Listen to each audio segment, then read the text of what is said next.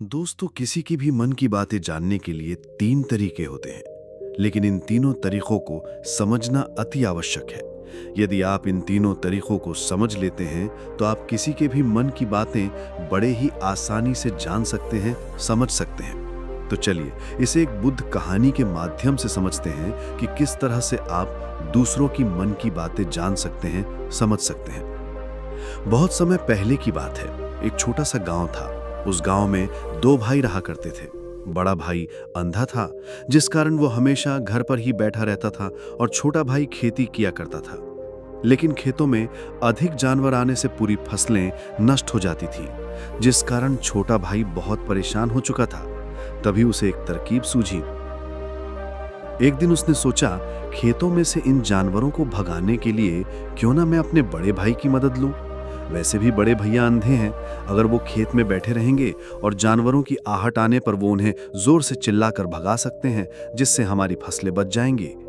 इसलिए मैं उन्हें खेत में बिठा देता हूं। ये सब सोच विचार करने के बाद उसने अपने खेत में ही एक छोटी सी झोपड़ी तैयार की और अपने अंधे भाई को इस खेत में बिठा दिया और उनसे कहा, भैया, यदि कोई जानवर की आहट आपको सुनने दे तो आप जोर जोर से चिल्लाना। यह सुनकर वो जानवर यहां से भाग जाएंगे और हमारी फसलें नष्ट होने से बच जाएंगी।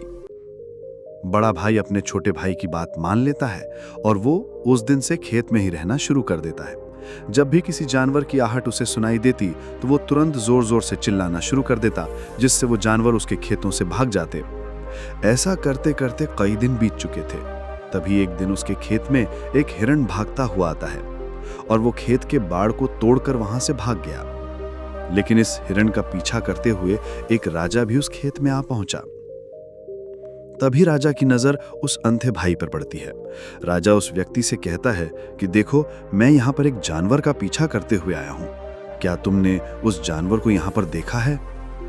इस पर वो व्यक्ति कहता है, हे राजन, मैं तो अंधा हूं। मैं भला किसी जानवर को कैसे देख सकता हूं, लेकिन मैं आपको इतना जरूर बता सकता हूं कि जिस जानवर मेरे खेतों से होकर भागा है वो आपके लायक नहीं है। आप उसके पीछे अपना समय यूं ही व्यर्थ कर रहे हैं। राजा उस अंधे व्यक्ति की बात सुनकर बड़ा अचरज में पड़ गया।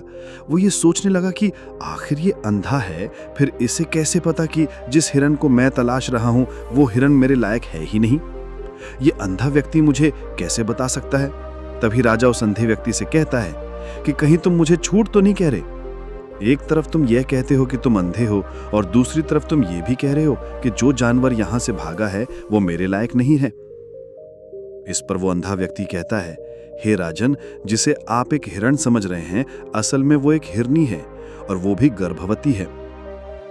और जहां तक मुझे ज्ञान है, मैंने कभी किसी राजा को एक गर्भवती हिरनी का शिकार करते हुए नहीं सुना है।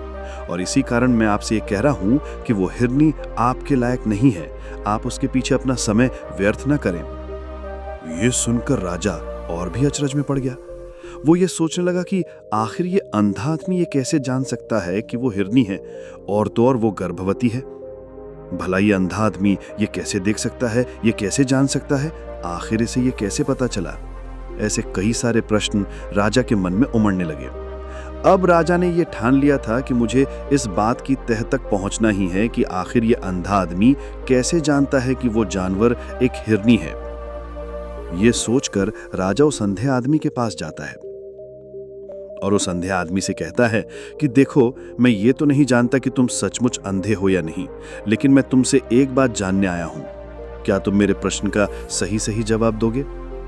इस पर अंधा व्यक्ति कहता है, हे राजन, आप जो कुछ पूछना चाहते हैं मुझसे पूछ सकते हैं। मैं आपको बिल्कुल सच जवाब दूंगा।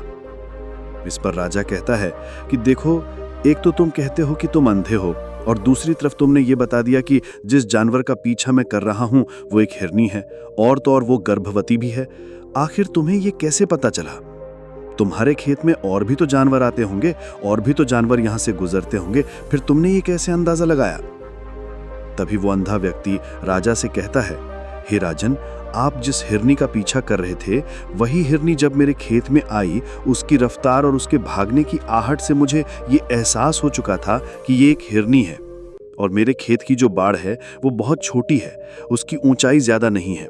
यदि कोई हिरन होता तो उस बाड़ को बड़ी आसानी से लांघ जाता, लेकिन वो हिरनी इस बाड़ को तोड़कर भागी है। और यदि वो इस बाड़ को छलांग लगाकर पार करने का प्रयास करते तो इससे उसके बच्चे को खतरा होता।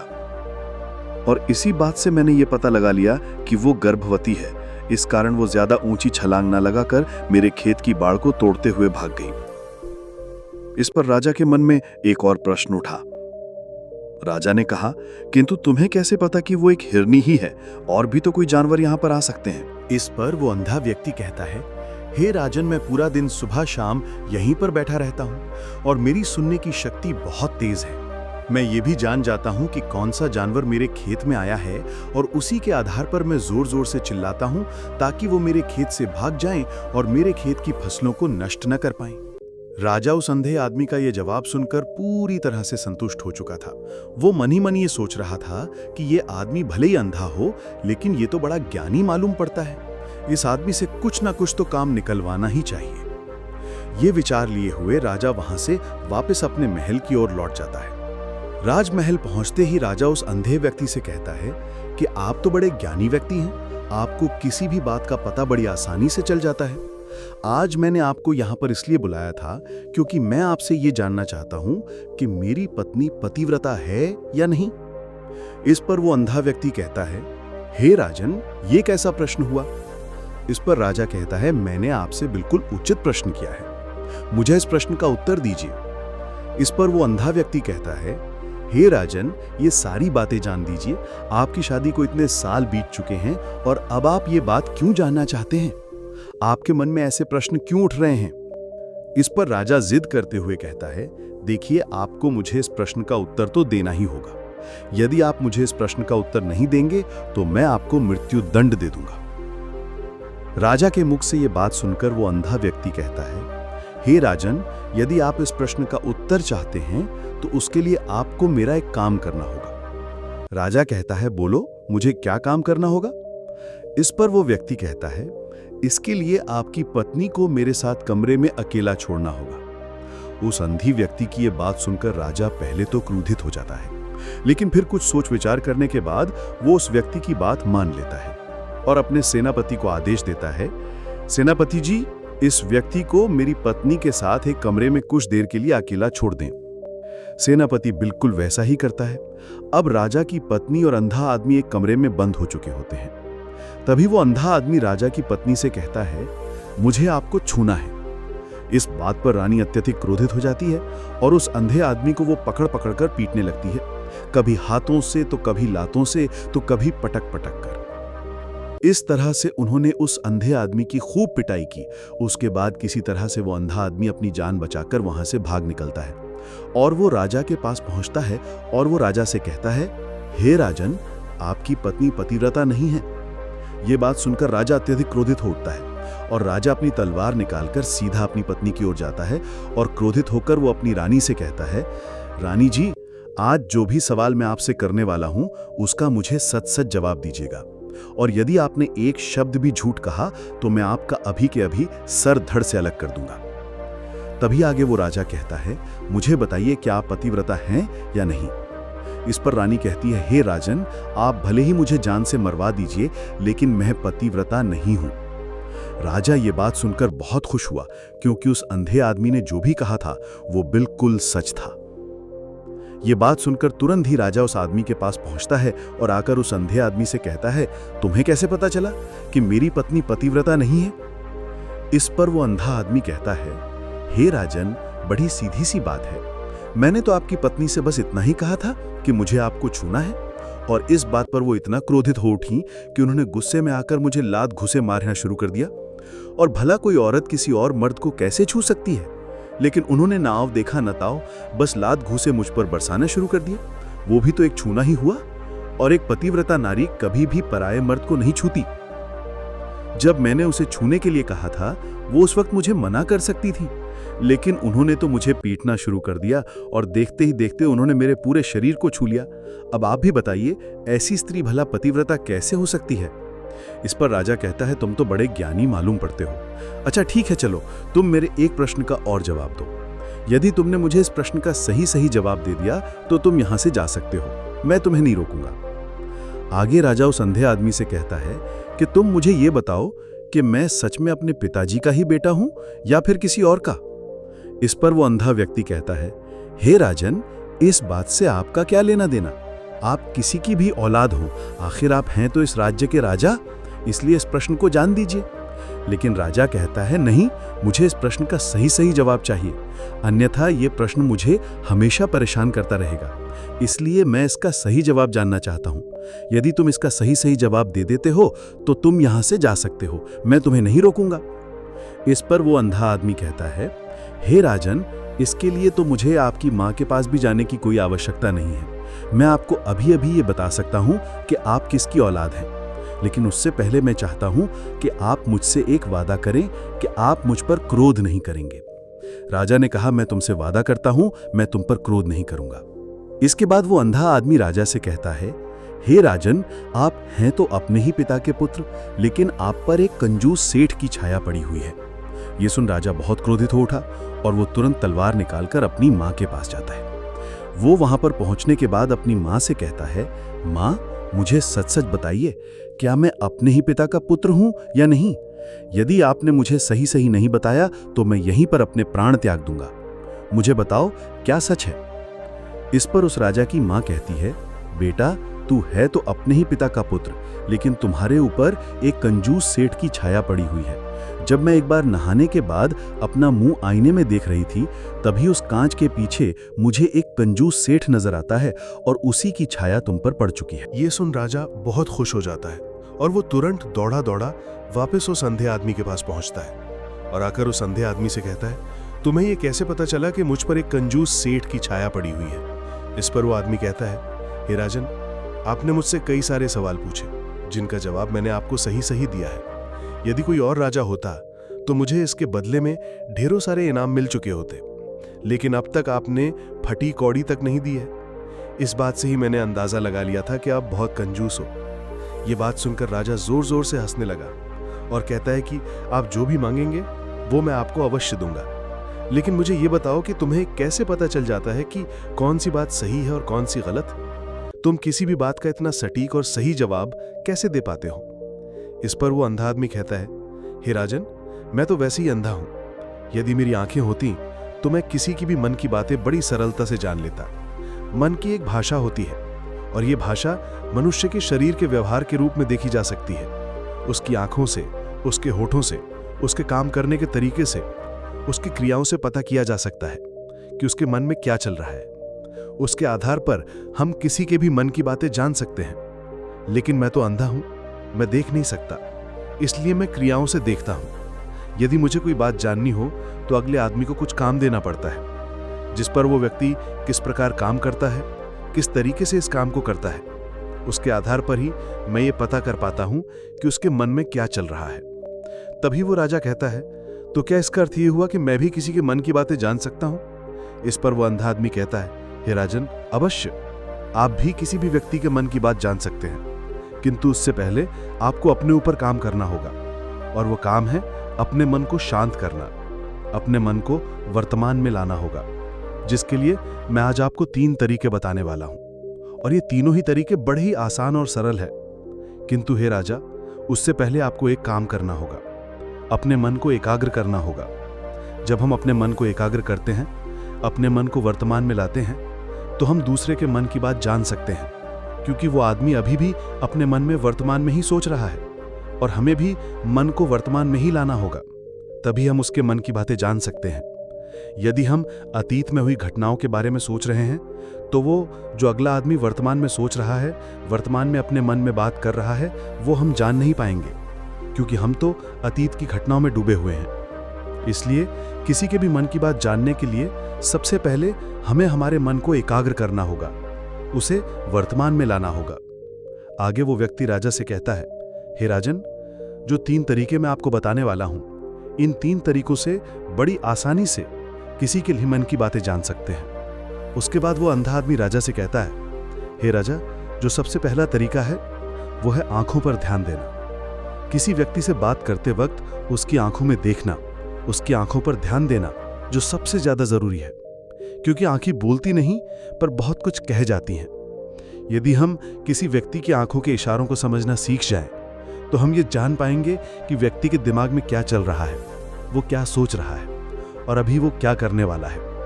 मेरे पास आंखें नहीं हैं, लेकिन मैंने अपने गुरु से ये विद्या सीखी है, क्योंकि बहुत सालों पहले मेरे पास आंखें थीं और मैं उस वक्त लोगों के मन की बातें केवल उनकी आंखों से ही जान लेता था।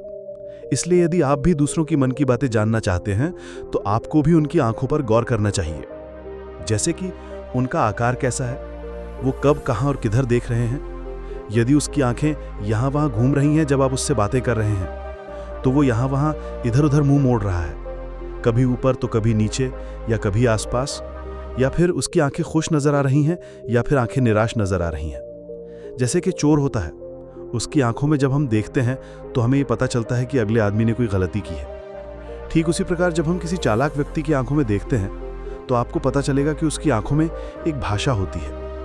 एक बहुत ही सीधा और आसान तरीका होता है। यदि आपको ये पता लगाना है कि सामने वाला व्यक्ति आपसे झूठ कह रहा है या फिर सही, तो आपको उसकी आंखों में ध्यान देना अति आवश्यक है। यदि आपसे बात करते वक्त वो व्यक्ति अपनी आंखें यहाँ वहाँ घुमा रहा है, ऊपर नीचे इधर उधर दाएं बाएं हर जगह देख रहा है, तो इसका अर्थ ये होगा कि वो उस बात से निकलने का कोई रास्ता ढूंढ रहा है, वो कोई झूठ बना रहा है। यदि सामने वाला व्यक्ति आपसे कुछ झूठ कहने का प्रयास कर रहा है तो वो आपसे नजर नहीं मिलाएगा, वो यहाँ वहाँ देखेगा, ऊपर नीचे देखेगा, लेकिन वो आपकी आंखों में आंखें डालकर कभी नहीं देख पाएगा, क्योंकि उसे डर है कि यदि उसने आपकी आंखों में आंखें डालकर देखी तो उसका झूठ पकड़ा जाएगा और लोगों को सच्चाई का पता चल जाएगा। और इसी प्रकार कुछ और भी भाषाएं होती हैं। जब आप किसी की आंखों में आंखें डालकर ये देखना शुरू कर देंगे कि उसके हाव भाव क्या हैं, ठीक उसी प्रकार चेहरे के हाव भाव होते हैं, जिससे हम मन की बातें बड़ी आसानी से समझ सकते हैं, और इन्हें भी समझना बहुत ज़रूरी है। कभी कभी कोई व्यक्ति अपने चेहरे से जैसे आंख, होठ और बहुत सा कुछ अलग व्यवहार करता है।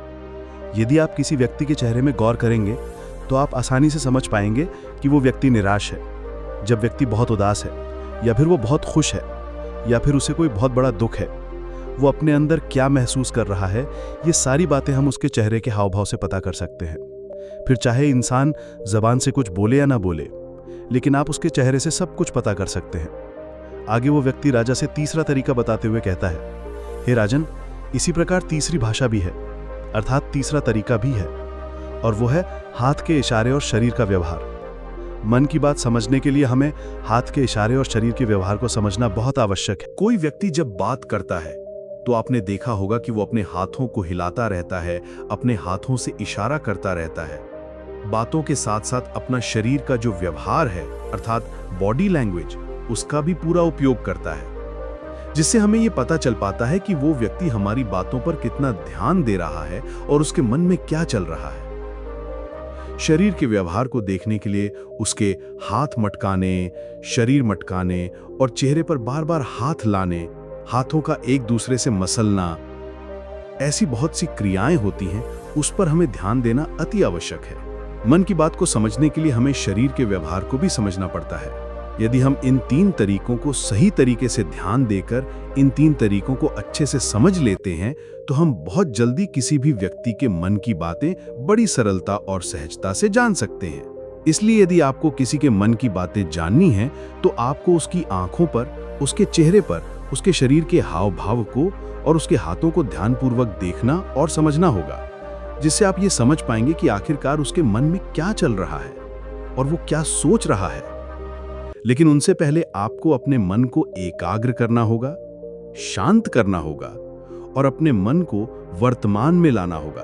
तभी आप उस व्यक्ति की इन सभी क्रियाओं पर ध्यान दे पाएंगे, उन्हें समझ पाएंगे। अन्यथा आप यदि अतीत की घटनाओं में व्यस्त हैं, भविष्य की योजनाओं में व्यस्त हैं, तो आप उस व्यक्ति के हाव भाव पर कभी ध्यान ही नहीं दे पाएंगे और ना ही आप कभी ये समझ पाएंगे कि आखिर उस व्यक्ति के मन में क्या चल रहा है, वो क्या सोच रहा है। आपने देखा होगा कि ऐसे कई बड़े संत महात्मा हैं जो बड़ी ही शांति से आपको देखते हैं और आपको देखकर ही ये बता देते हैं कि आपके मन में क्या चल रहा है, आप उनसे क्या जानने आए हैं। और इसका सबसे बड़ा प्रमुख कारण यही है कि वो आपको पढ़ सकते हैं, आपको समझ सकते हैं, आपकी मन की बातें जान सकते हैं, क्योंकि उनका मन एकाग्र है, शांत है, और यही कारण है कि वो आपके मन की बातें बड़ी सरलता से समझ जाते हैं। यदि आपने अब तक पूरी कहानी को सुना है तो मैं आपसे एक छोटा सा अनुरोध करना चाहता हूँ। कृपया इस चैनल को सब्सक्राइब करें ताकि मैं आपके लिए और भी ऐसी ही ज्ञान से भरपूर कहानी और लेकर आ सकूं। नमो बुद्धाय। मिलते हैं एक नई कहानी के साथ अगली वीडियो में।